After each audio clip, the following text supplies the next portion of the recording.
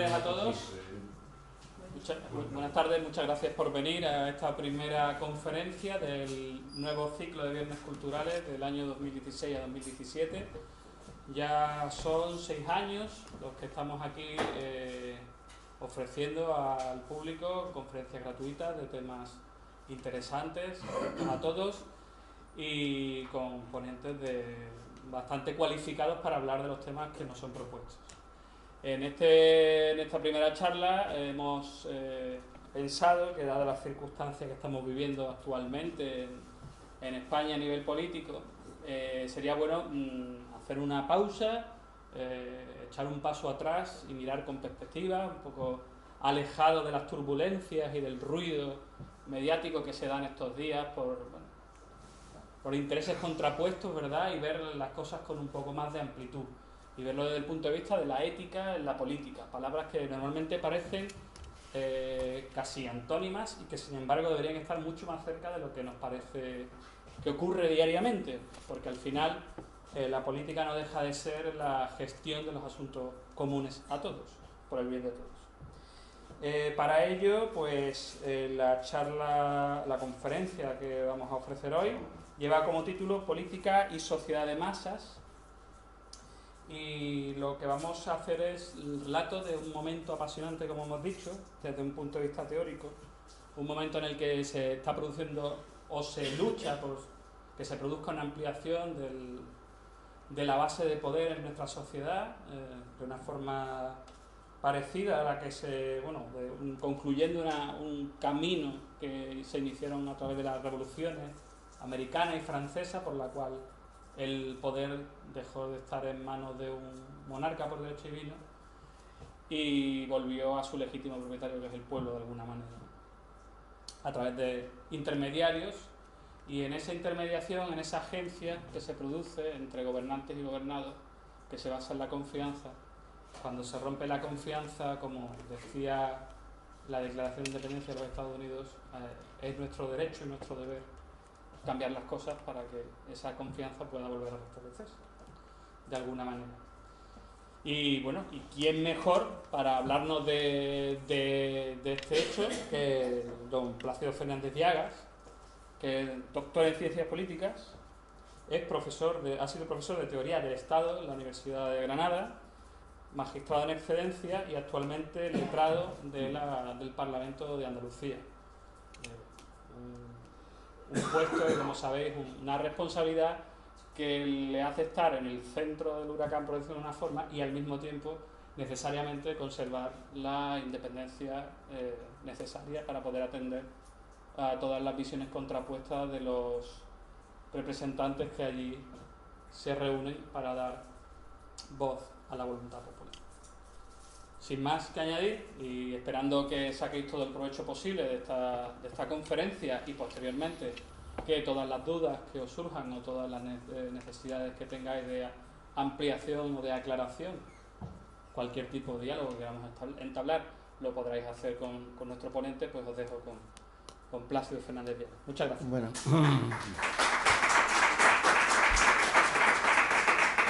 Bueno, muchísimas gracias a todos vosotros.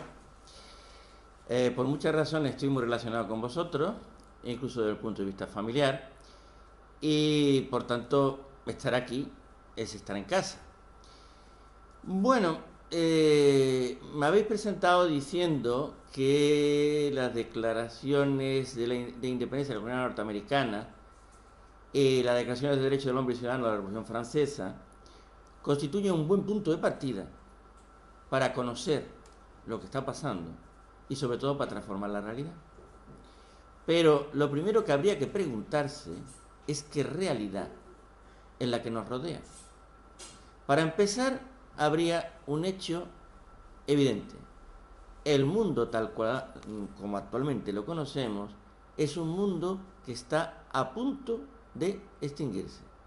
Nuestro mundo es un mundo que nace precisamente con la Revolución Francesa, con la Declaración de Independencia de las Colonias Norteamericanas. Es un mundo protagonizado por una clase social que era la burguesa, y es un mundo que estaba centrado en una serie de principios, que eran los principios de la racionalidad, y que conducía políticamente a la separación de poderes, a la independencia judicial, al Estado democrático de derecho y sobre todo al cultivo de la razón. Ese mundo actualmente no le queda prácticamente nada. Vamos a iniciar la exposición. 1792 o 1793, en este momento da igual, pleno dominio de la montaña en Francia. Un buen día sale del templo una carroza, todavía a él lo llevaron con una carroza, a su mujer María Antoinette la llevaron en un carromato exactamente idéntico al de tantos guillotinados, lo llevaron en carroza real. Era preso en el templo y un buen día se dirigió hacia la Place de la Grève, donde estaba situada la guillotina, y dentro iba el monarca, Luis XVI. Luis XVI, como todos vosotros sabéis, los pensadores, los filósofos de la historia, los historiadores, Michelet, Lamartine, Thiers, lo han descrito siempre como un rey que hubiera sido un magnífico monarca en una situación de normalidad, pero en una situación convulsa careció del carácter, de la personalidad, de la fuerza para conseguir controlar la situación. Él era un diletante, en lo que le gustaba era la cerrajería, no sé si lo sabéis. Fundamentalmente él era un especialista en carpintería y en hacer llaves para los candados. Ese era su mayor placer. La revolución le superó y el ejercicio de las funciones reales no era lo propio suyo. De tal manera que aunque tuvo en el juego de fuerza que implicó la revolución, tuvo muchísimas posibilidades, sin embargo las dejó pasar todas. Hasta que llega un momento que se impone la Gironde, que es donde realmente estaban situados los grandes representantes de la revolución. La intelectualidad burguesa se ve superada, como pasa en todo proceso revolucionario. Sabéis el célebre dicho de que la revolución devora como Saturno a sus hijos. La Gironde fue superada por los jacobinos. Eso no quiere decir que los jacobinos fueran negativos. De hecho, el pensamiento de Robespierre es un pensamiento desde el punto de vista de la oratoria, no dejó prácticamente nada escrito, es un pensamiento de una intensidad política enorme y ha ejercido una influencia tremenda en el desarrollo de estos dos últimos siglos. Pero no tenía nada que ver la Gironde con los jacobinos. Los jacobinos toman el poder y los jacobinos implantan el reino de la virtud, que en el aspecto político, en el aspecto práctico, se expresa en el dominio del terror. Luis XVI es condenado a muerte, va en carromato hasta la Plaza de la Grève y allí él va pensando, según recuerdan los historiadores, que es una especulación, no se puede demostrar, pero él va pensando que por primera vez en su vida tiene una concreta obligación. Va a morir, va a pasar a la historia, y no se puede pasar a la historia, sobre todo en aquella época que se creía que la palabra, que el verbo era revolucionario en sí. No se podía pasar a la historia, no podía morir sin expresar un recuerdo para las generaciones venideras. Y va preparando su discurso. Llega a la plaza y le hacen descender del coche. Cuando desciende del carromato tropieza con el verdugo, que era, el verdugo es una cosa típica de la historia de Francia, era una dinastía, se llamaba Sanson, y los Sansones durante siglos han sido verdugos en la República Francesa, antes en la monarquía, y al final se intelectualizaron, y alguno de ellos escribió tratados muy sesudos sobre la vida y la muerte. Entonces baja y tropieza con Sanson. Le pide muy cortésmente, le pide: perdón, monsieur. El otro, que todavía era un bestia, todavía no, la generación no habían llegado, no se habían intelectualizado, le pegó un empujón y lo tiró hacia el aparato, la guillotina. En ese momento, Luis XVI se da cuenta que es la última posibilidad y se dirige a la multitud que está rodeando el aparato y dice: Monsieur, Madame. Y entonces un miembro de la convención hace un gesto, todo esto está documentado, y los miembros del ejército francés empiezan a tocar el tambor. Él intenta elevar el tono de su voz y se eleva la fuerza de los tambores.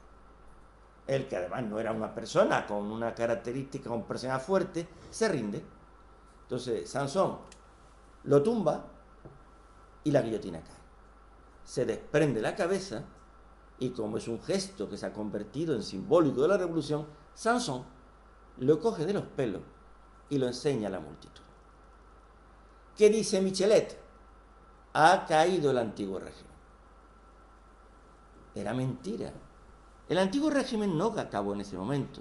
El antiguo régimen había acabado ya 50 años antes, cuando Voltaire había ridiculizado la esencia de la monarquía y la esencia de los principios que sostenían en base a la divinidad el antiguo régimen. Aquello fue un último acto que ya no era necesario. Igual que ese último acto de cortar la cabeza no había sido el fin del antiguo régimen porque ya se había producido, actualmente, en mi opinión, estamos ya en los desenlaces finales, en los últimos actos de la destrucción del universo que nació con la revolución. Vamos hacia otra cosa. Pero vamos a ver, si nos planteamos esto, antes tendríamos que plantearlo una cosa fundamental para la masonería, una cosa fundamental para cualquier intelectual. ¿Qué es la realidad que nos rodea? Es que la conocemos. En un momento determinado se dijo, con el martillo y el cincel hemos construido catedrales. Con el martillo y el cincel nos haremos constructores de hombres. Sabéis que ahí está la esencia del pensamiento masónico. Se trata de construir un hombre nuevo. La masonería operativa había ido a construir catedrales. Aquello había terminado. Había que construir hombres. Pero para construir hombres nuevos hay que saber qué es el hombre. Y hay que saber si la realidad que te rodea es realidad. 1484, 9 de diciembre. El Papa Inocencio X publica una célebre bula que se llamaba Summis Desiderantis Affectivus, cuyo contenido final decía lo siguiente: ha llegado a nuestro conocimiento, no que sin que hayamos pasado por un gran dolor, que gran número de individuos en la Alta Alemania se entregan a los demonios incubus y sucubus por sus excesos.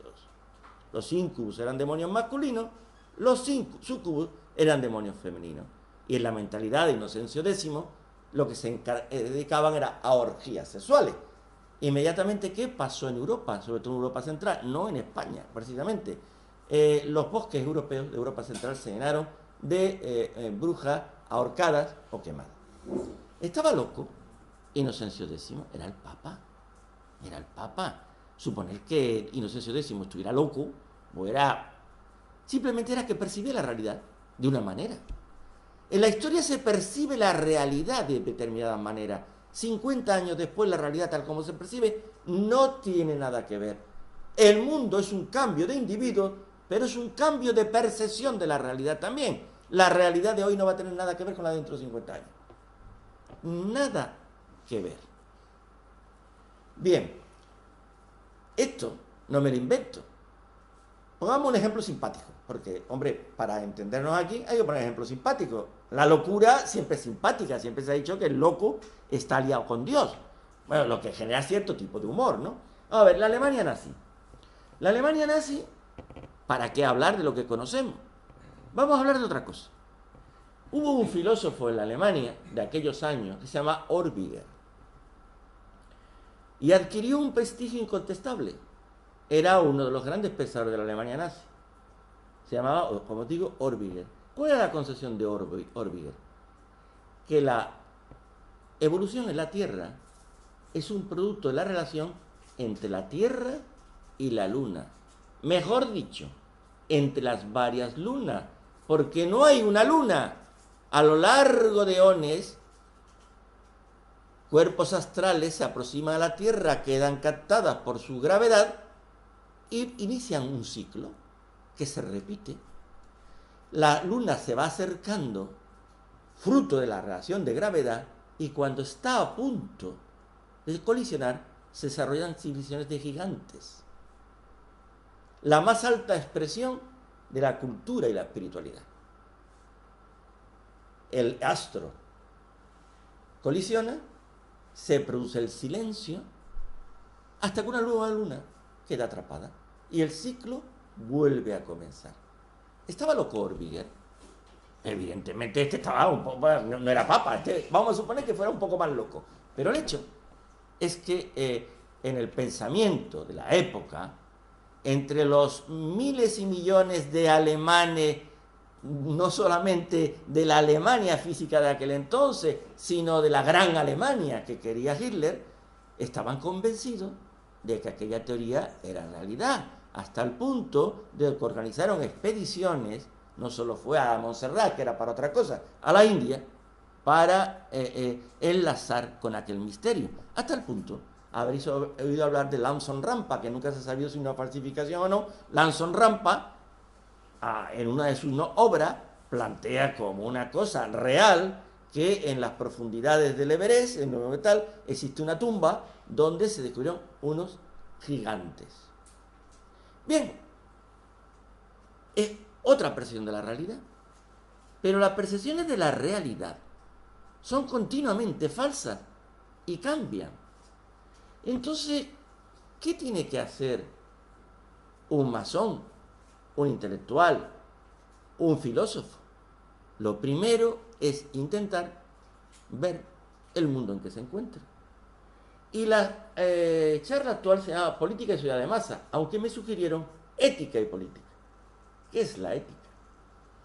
La ética es un intento de conectar la política con una aspiración de índole moral. ¿Y qué es la moral?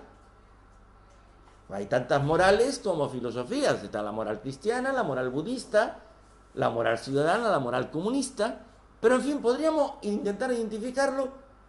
La polis es la ciudad y la moral es el intento de conectar la vida de la ciudad con unos pensamientos dirigidos al bienestar, como decían los ingleses y los franceses, hacia la búsqueda de la felicidad común. Bien, esa es la política. Vale. Pero si llegamos a esa conclusión, en la historia de la humanidad, la búsqueda de la felicidad común ha dependido a lo largo de la era cristiana de la percepción que en cada momento histórico se haya tenido. Y durante muchos siglos, muchísimos siglos, la política no era una política dirigida al hombre, no era la ciudad del hombre, era la ciudad de Dios.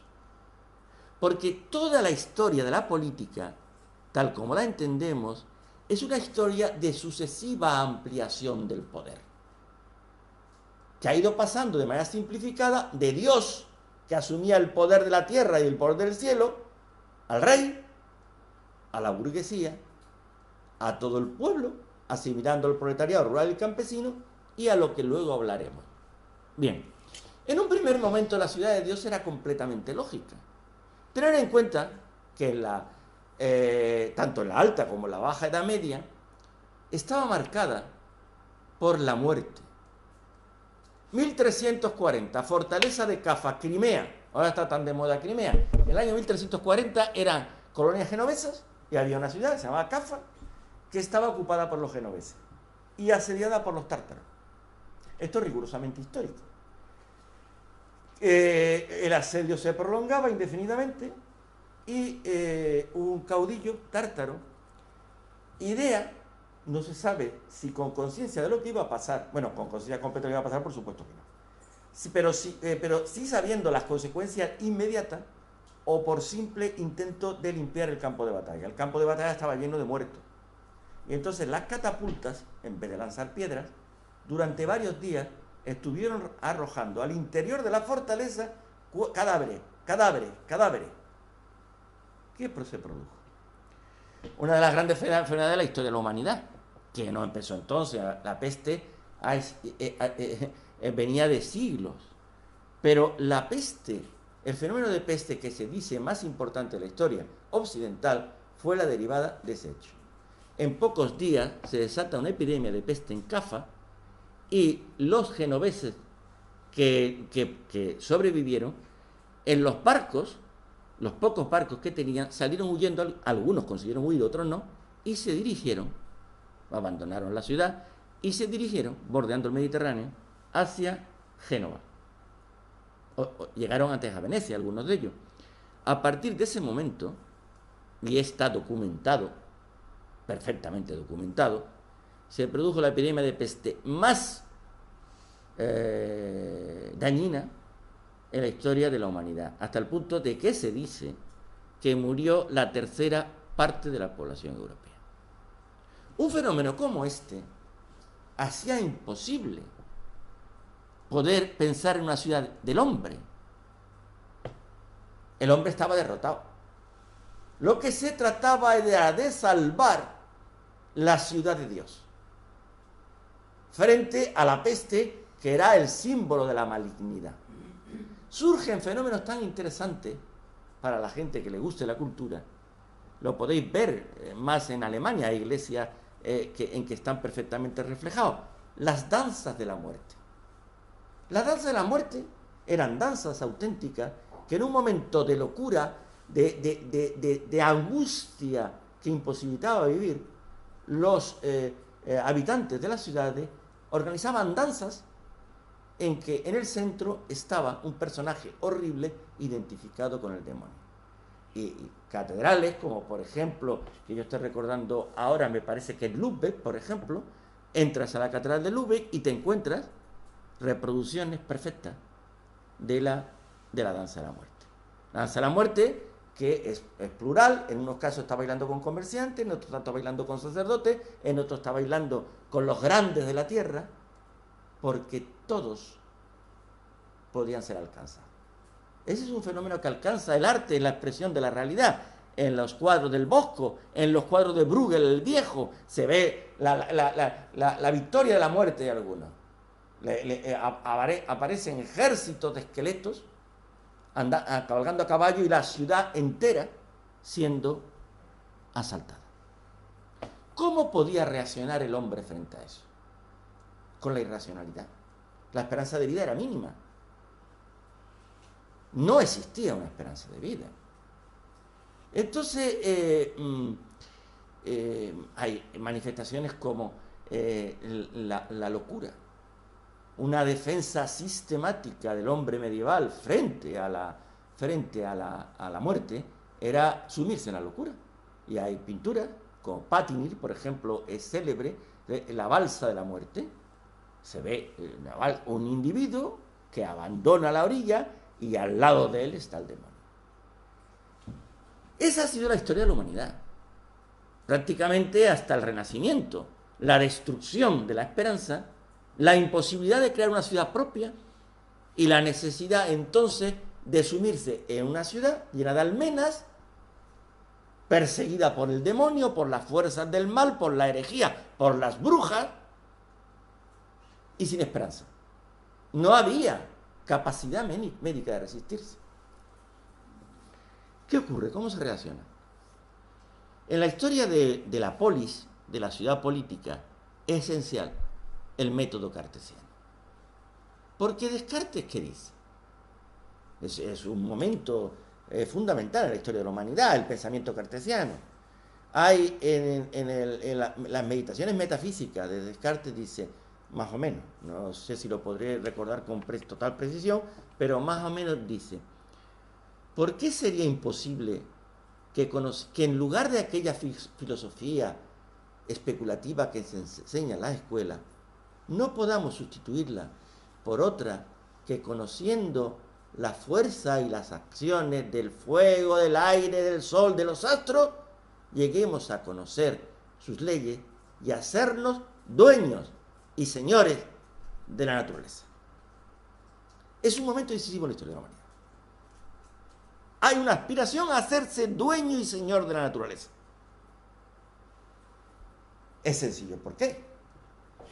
Antes, cuando empezaba a haber tiempo para defender la ciudad de Dios, Luis XIV tiene una memoria dirigida a su hijo, y esto ya es en el siglo XVII, siglo XVIII, que le dice lo siguiente: ni los consejos, es decir, ni los organismos asesores de la monarquía, ni los ejércitos, ni ninguna industria humana serviría lo suficiente para mantenernos en el trono si los ciudadanos, no los ciudadanos, si los súbditos no reverenciaran a una potencia superior de la que la nuestra forma parte. Es decir, para mantener el poder político había que ceder y había que considerarse expresión de los atributos del poder divino. Descartes rompe con eso. Y de tal manera se rompe con eso que surge la filosofía de la Ilustración. Y el célebre marqués de Condorcet, que después participa en la Revolución, filósofo girondino, que lo guillotina, dice lo siguiente, ya en el siglo XVIII, respondiendo a la pregunta angustiosa de Pascal, que Pascal decía en una especie de oración: Dios, ¿qué hacemos aquí? ¿Cuál es nuestra naturaleza? ¿Habrá paz para nuestro espíritu? Y Condorcet dice: ¿por qué nuestra existencia es efímera? ¿Por qué tenemos que morir? ¿Por qué no podemos llegar a un momento en que la muerte sea un mero accidente, sin que haya más que una distancia casi infinita entre el momento del nacimiento y el momento de la destrucción paulatina? Y en la Capilla Sixtina, antes del Renacimiento, se nota ese momento de cambio. Simplemente si uno mira la Capilla Sixtina y ve cómo el hombre y Dios se colocan al mismo nivel por primera vez, y Dios con un dedo y el hombre con otro dedo se unen, y es un estallido de energía. En la historia de la humanidad, en la historia política también, hay un momento en que el hombre quiere rivalizar con Dios porque se cree capacitado para alcanzar, si no la inmortalidad, sí, por lo menos, el dominio de la fuerza de la naturaleza. ¿Y qué hace para conseguir eso? Se da cuenta que hay un instrumento perfecto, la ciencia. Y llega a la conclusión que se expresa en la enciclopedia d'Alembert y Diderot, de que siempre que podemos observar que la naturaleza es uniforme, siempre que vemos una causa, podemos ver los mismos efectos.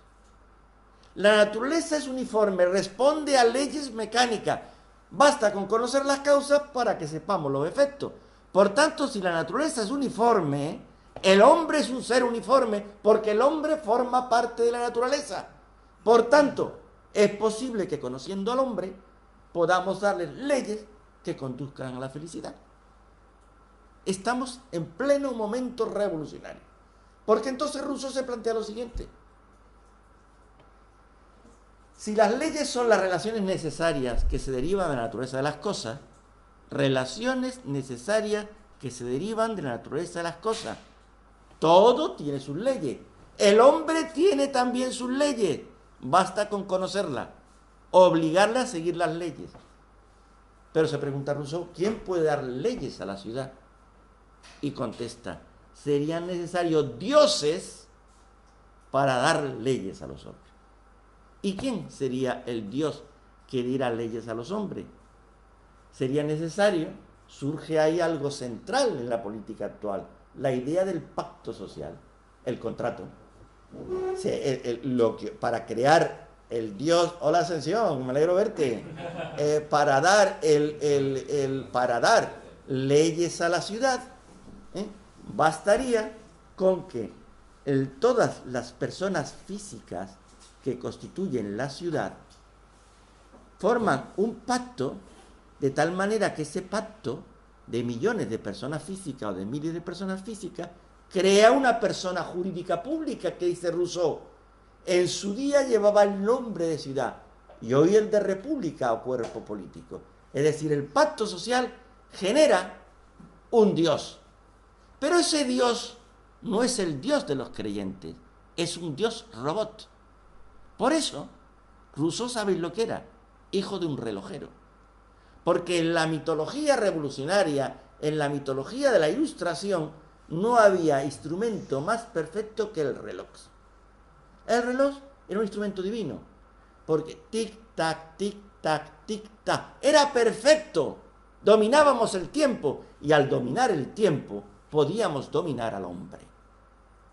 Ese robot que se creaba, esa persona jurídica pública que se llamaba república, estaba constituida a la manera del cuerpo de la persona física, a la manera del cuerpo del hombre, con inteligencia y con voluntad.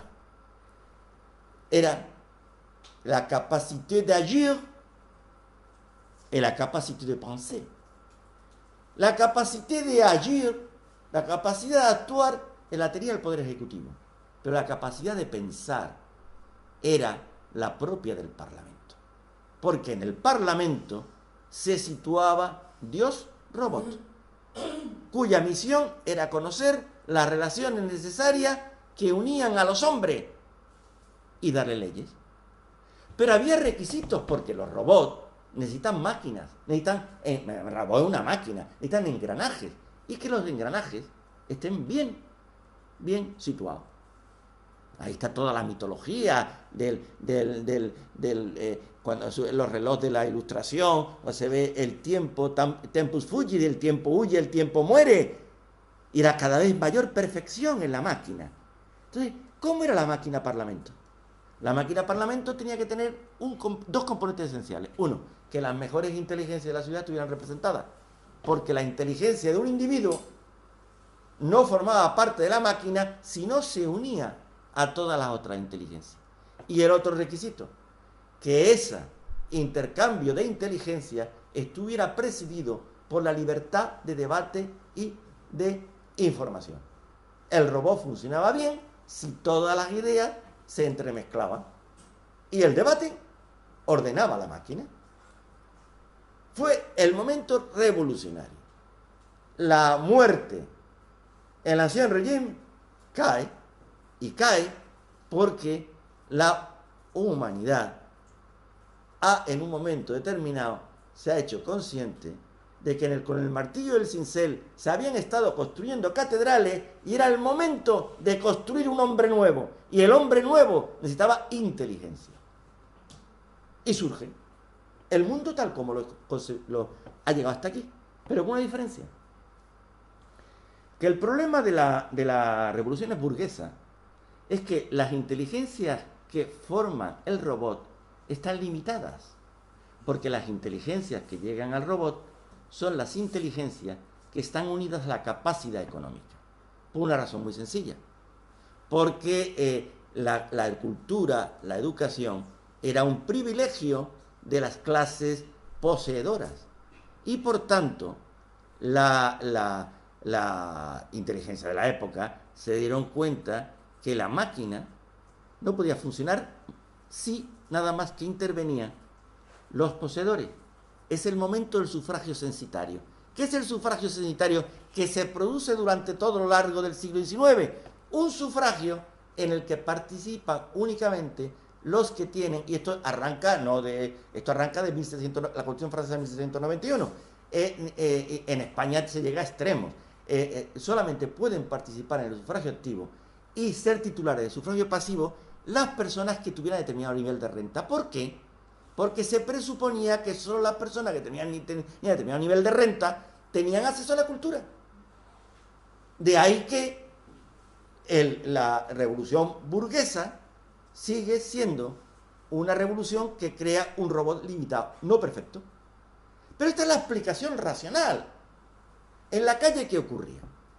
En la calle ocurría que los burgueses centran el mundo del robot en base a la propiedad, santifican la propiedad. En la Declaración de Derechos del Hombre y Ciudadano, y luego en la Constitución Francesa de 1791, no así la de 1793, se dice que la propiedad es el derecho de gozar y disponer de una cosa de la manera la plus absolue.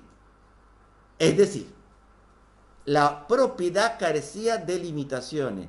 Se extendía por arriba, abselos, y por debajo, ínferos, hasta el centro de la tierra. No había limitación.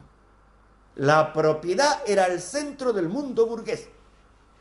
ese centro del mundo burgués creaba una educación de unas determinadas características. Y esa educación de determinadas características hacía que el robot funcionara bien, pero imperfectamente. ¿Qué se produce a